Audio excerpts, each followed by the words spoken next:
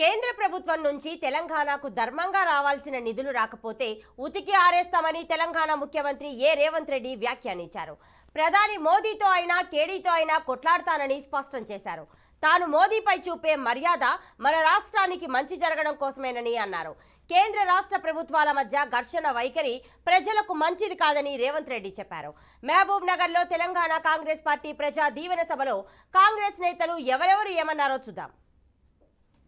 విఘ్నత ఉండాలి, మన మీద మనకు విశ్వాసం ఉండాలి.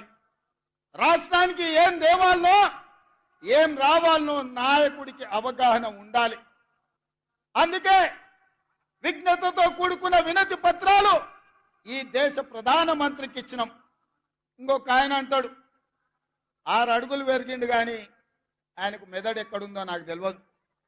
గాయలేన్నాడో చెప్పిన దూలం లెక్క పెరిగిండు కానీ దూడకున్న బుద్ధి లేదని. నాకు నిజంగానే హరీష్ను కేటీఆర్ను చూస్తుంటే అది బిల్లారంగల సమితిలాగానే ఉంది.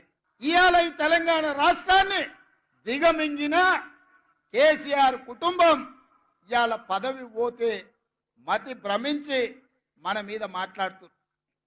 ఈ రోజున బీఆర్ఎస్ పార్టీకైనా కేసీఆర్కైనా కేటీఆర్కైనా హరీష్ గారు ఇంకొకరికైనా ఈ రాష్ట్ర ప్రజల ఓట్లు అడిగే నైతిక హక్కు కోల్పోయింది. ఎందుకు కోల్పోయిందంటే ధనిక రాష్ట్రం ఈనాడు అప్పుల రాష్ట్రంగా మారింది, అప్పుల కుప్పగా మార్చడం జరిగింది. హరీష్ రావు నాడు మాట్లాడాడు, బంగారు పల్లెంలో పెట్టించిన మా అధికారాన్ని అప్పగించడం మాట్లాడడం జరిగింది.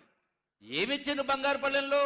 8 లక్షల కోట్ల రూపాయల అప్పు, 7 లక్షల కోట్ల రూపాయలు బడ్జెట్ పరంగా, విద్యుత్ సంస్థల పేరు మీద మరొక 80,000 కోట్ల అప్పు, లక్షల కోట్ల అప్పు చేసి ధనిక రాష్ట్రాన్ని అప్పుల కుప్ప మార్చి అయినా కూడా 10 సంవత్సరాల కింద చెప్పినటువంటి దళితుల 3 ఎకరాల భూమి ఇవ్వలే, డబుల్ బెడ్రూమ్లు ఇవ్వలే, నిరుద్యోగ భృతి ఇవ్వలే, రైతులకు రుణమాఫీ చేయలే. ఆఖరికి పాలమూరు ప్రాజెక్టును మొదలుపెట్టి ఈనాడు 10 సంవత్సరాలైనా కూడా కేసీఆర్ గారు ప్రజాస్వామ్యాన్ని వంచిండు. అవినీతి ఆకాశానికి ఎగిరింది, ప్రజాస్వామ్యం పాతాళానికి పోయింది. కరెంటు బిల్లు ఎంత వచ్చిందంటే 0 బిల్లు వచ్చి బిల్లు చూపించుకుంటా నవ్వుకుంటా చేతులు పట్టుకొని ఎంత సంతోషంగా కనబడ్డారు. ఆయన పాలన ఎట్లుండే, 1వ తారీఖు పేదవాడు బిల్లు కట్టకపోతే ఆ డిస్కనెక్ట్ బిల్లు కట్టుకునేవాడు. పేదవాడైతే కరెంటు బిల్లు ఎడ కట్టవలసి వస్తుందని చెప్పి చీకట్లో పడుకునేవాడు ఈ ధనిక రాష్ట్రంలో.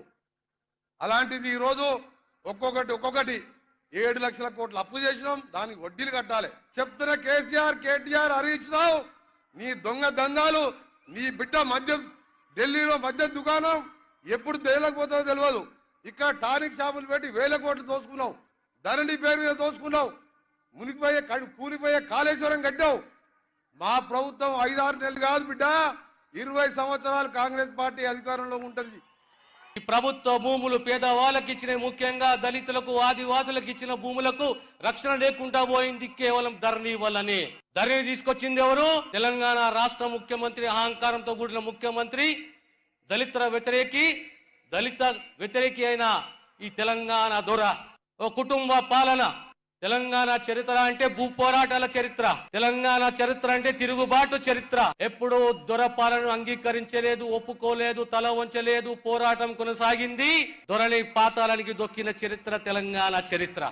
గత 9.5 సంవత్సరాల పాలనలో మొదటి 3 నెలలు ఒక మాదిగ బిడ్డ ఉప ముఖ్యమంత్రిగా ఉంటే డిస్మిస్ చేసి, ఆ తర్వాత ఒక్క మాదిగ బిడ్డ కూడా ఈ కేబినెట్ లో, గత టీఆర్ఎస్ ప్రభుత్వ కేబినెట్ లో గౌరవం గుర్తింపు లేదు.